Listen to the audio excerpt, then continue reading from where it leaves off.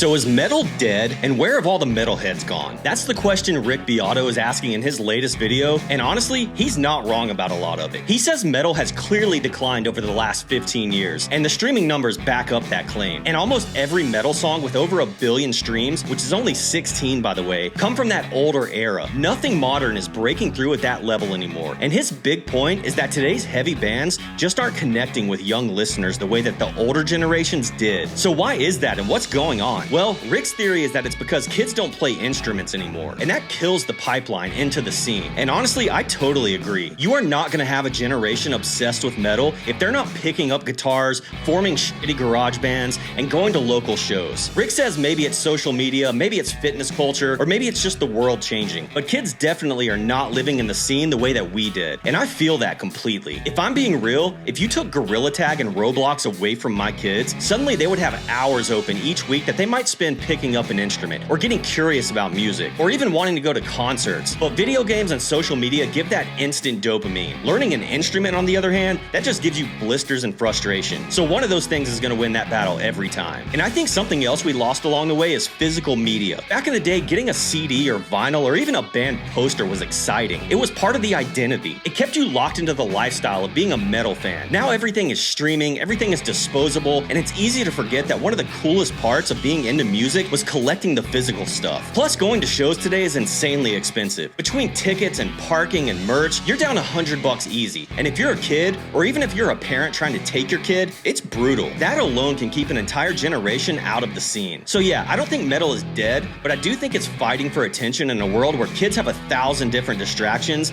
and zero incentive to pick up a guitar or get behind a drum set. And unless that changes, it's hard to imagine the next Metallica or Slipknot ever getting big enough to hit those heritage numbers. But that's just how I see it. What do you think? Let me know in the comments below.